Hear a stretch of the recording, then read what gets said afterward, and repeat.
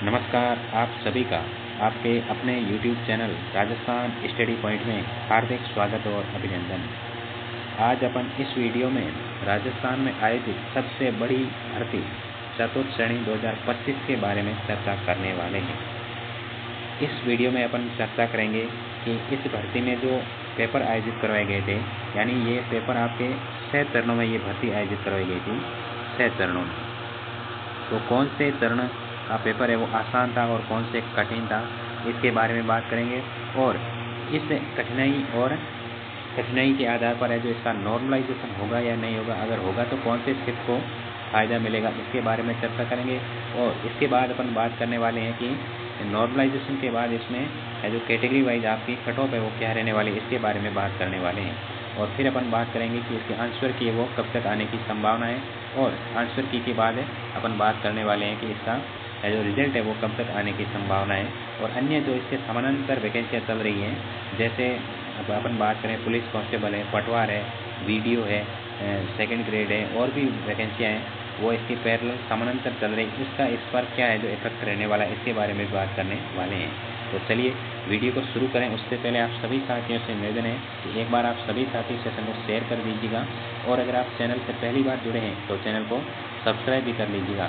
और आप भी कमेंट्स बॉक्स में कमेंट्स करके बताइएगा कि आपके कौन सी शिफ्ट में एग्ज़ाम था और कौन सी कैटेगरी से आपने एग्ज़ाम दिया था, और कितने क्वेश्चन आपने अटैम्प्ट किए, और कितने क्वेश्चन आपके जो गलत हुए, गलत होने के बाद आपके जो कितने क्वेश्चन पीछे जो सही बच रहे हैं। एक बार कमेंट्स बॉक्स में कैटेगरी वाइज और शिफ्ट वाइज कमेंट्स बॉक्स में कमेंट्स करके ज़रूर बताइएगा, ताकि एक सटीक और सही है जो आपको कट ऑफ के बारे में अंदाज़ा और अनुमान बताए जा सकें। तो सभी साथी एक बार कमेंट्स बॉक्स में ज़रूर बताइएगा कि आपका पेपर का लेवल कैसा था और आपके कितने क्वेश्चन है जो आपने अटैम्प्ट किए कैटेगरी वाइज। जल्दी से है जो आप कमेंट्स बॉक्स में नीचे जो कमेंट्स बॉक्स में डाल दीजिएगा, ताकि ये जो मैं आपके कमेंट्स बॉक्स में कमेंट्स का रिप्लाई है वो दे पाऊँ।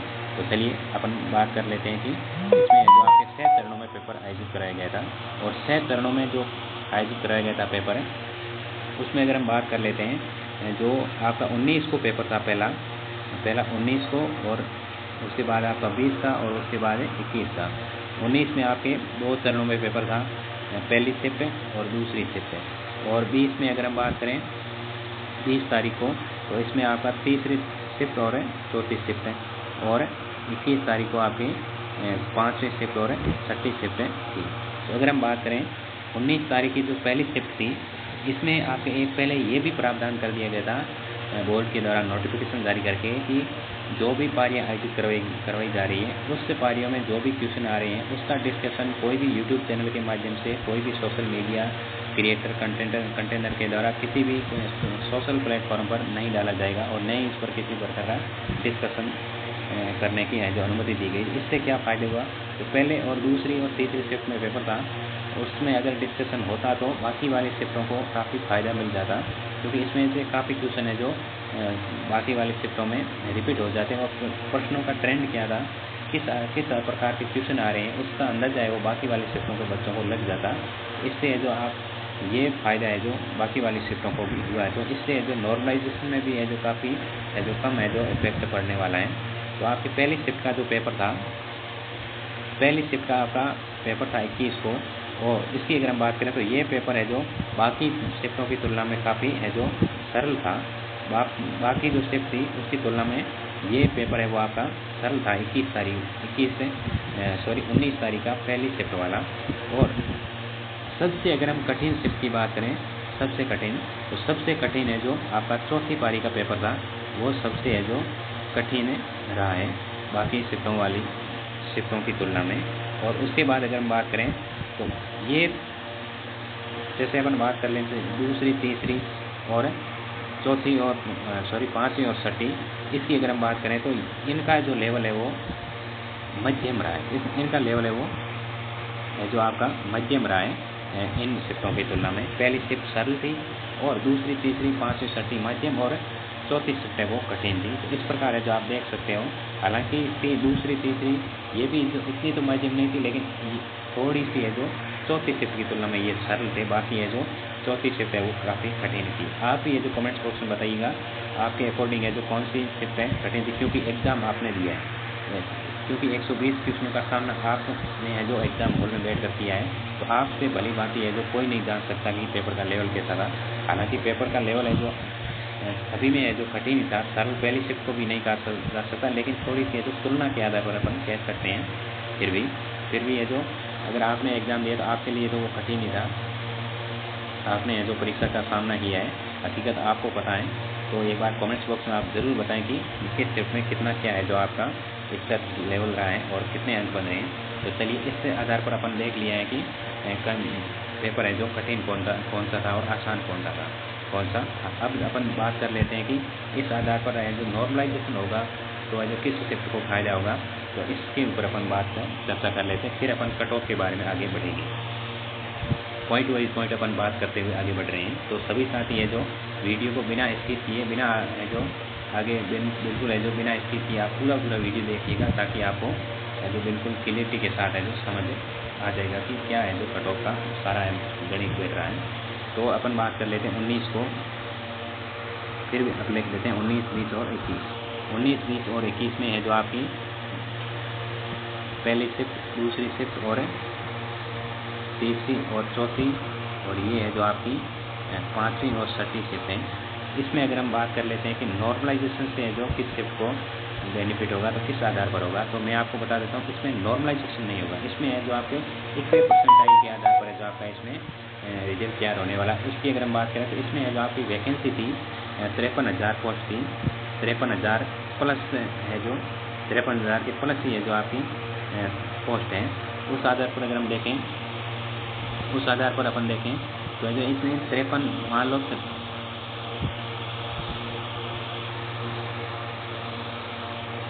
आपकी पोस्ट थी आपकी मतलब 53,749 मतलब 54,000 के समथिंग।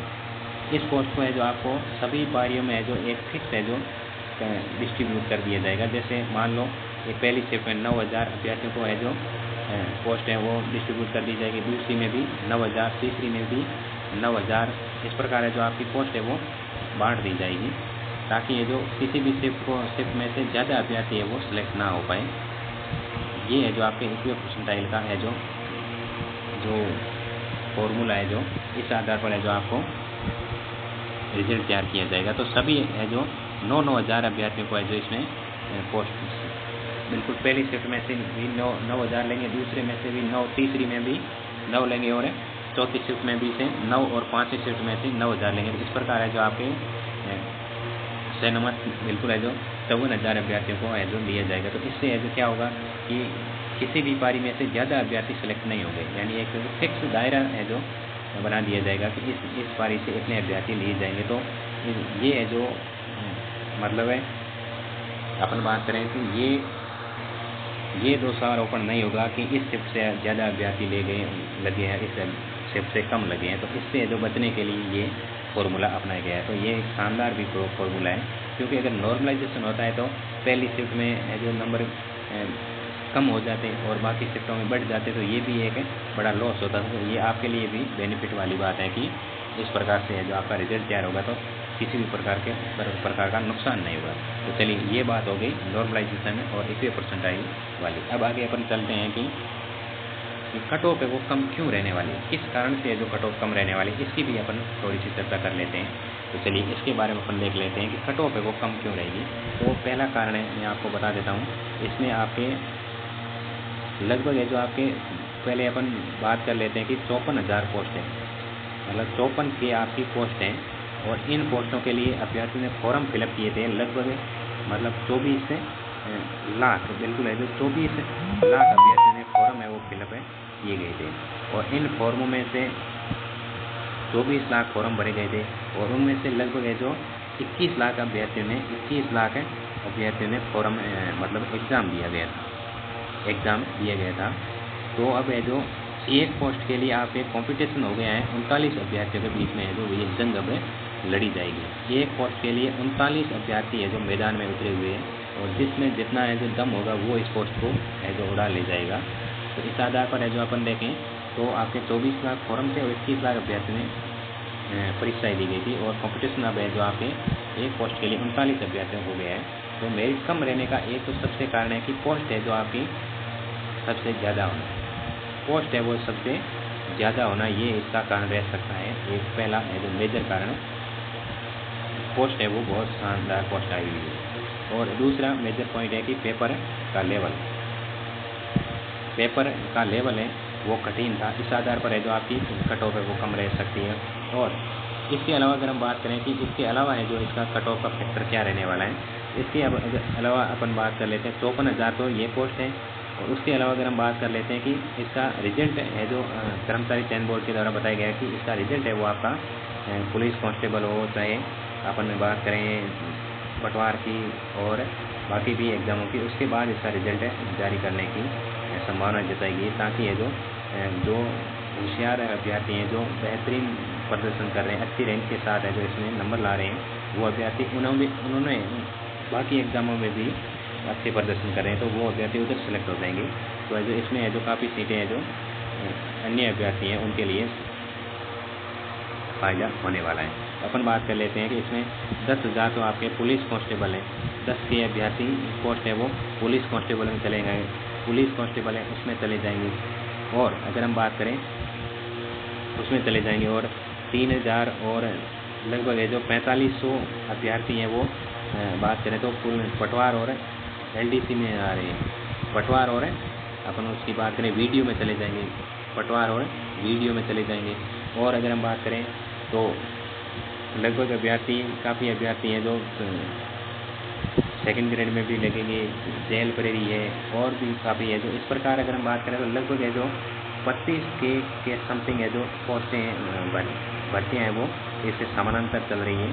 तो है जो 25 के लगभग अभ्यर्थी उधर चले जाएंगे इस 54 में से। तो अपन मान लेते हैं कि 54,000 ये पोस्ट और 25,000 ये पोस्ट, इनमें अभ्यर्थी वो सेम ही है, कोई दूसरे अभ्यर्थी नहीं है। तो आप इनको अगर ऐड कर लें 54 और 25 और 26,000 है, इस प्रकार है जो आपके ऐड करें तो लगभग है जो 80,000 के आसपास है जो ये पोस्टें हैं रिक्त। इनमें अब असली पोस्ट 80,000 है आपकी। तो है जो ये भी एक मेन कारण रहने वाला है कट ऑफ कम रहने वाले का, कट ऑफ है वो कम रहने का। तो इस बात को भी आपको ध्यान में रखना होगा। तो चलिए अब अपन फाइनली बात कर लेते हैं कि कट ऑफ है वो आपकी क्या रहने वाली कैटेगरी वाइज है। चलिए पहले अपन बात कर लेते हैं नॉन TSP की। पहले अपन बात कर लेते हैं नॉन TSP में पहले अपन बात करेंगे जनरल की। नॉन TSP जनरल में भी अपन पहले बात करने वाले हैं मेल की, और उसके बाद अपन बात करेंगे फीमेल की। मेल में अगर हम बात करें जनरल की, तो अगर आपके 75 प्लस मार्क्स बन रहे हैं तो अपने आप को श्योर समझिएगा कि आपका फाइनली सिलेक्शन हो जाएगा। और महिला की अगर हम बात करें तो लगभग 70-71 के आसपास अगर प्लस मार्क्स बन रहे हैं तो सिलेक्शन श्योर समझिएगा। और अपन बात कर लेते हैं OBC में अगर हम बात करें मेल की तो 70 प्लस मार्क्स बन रहे हैं तो अपने आप को श्योर समझिएगा। फाइनली है जो आपका इतने मार्क्स बन रहे हैं तो आपका फाइनली है जो सिलेक्शन हो ही जाएगा, इसमें कोई दो राय नहीं है। मैंने बिल्कुल है जो अभ्यर्थियों से फीडबैक लिया उसके आधार पर मैं बता रहा हूँ। बहुत सारे ऐसे अभ्यर्थी हैं वो 90 क्वेश्चन तक ही अटैम्प्ट कर पा रहे हैं, उसमें भी उनके जो 10 से 15 गलत हो रहे हैं। तो आप ये मत समझिएगा कि कट ऑफ है वो इतनी हाई चली जाएंगी। बाकी जो भी इसमें कह रहे हैं वो चाहे 100 पोस्ट होगी तो भी इतनी कट ऑफ बताते हैं, और इसमें 50,000 पोस्ट हैं तो भी है जो इतनी ही बता रहे हैं। तो इसमें पोस्टों का भी वो ख्याल नहीं रख रहे हैं कि कट ऑफ है जो कि उसमें वो भी है जो एक फैक्टर रहता है कि कट ऑफ कम रहने का। और इसमें है जो फीमेल की आपके अगर फीमेल में अगर 65 प्लस बन रहे हैं तो हो जाएगा आपका फाइनली। और आगे अपन बात कर लेते हैं EWS और MBC की। EWS और MBC की अगर हम बात करें, EWS और MBC तो इसमें अगर आपके 65 प्लस मार्क्स बन रहे हैं तो आराम से हो जाएगा। 65 प्लस अगर आपके मार्क्स बन रहे हैं तो EWS और MBC से सिलेक्शन है वो आपका श्योर हो जाएगा।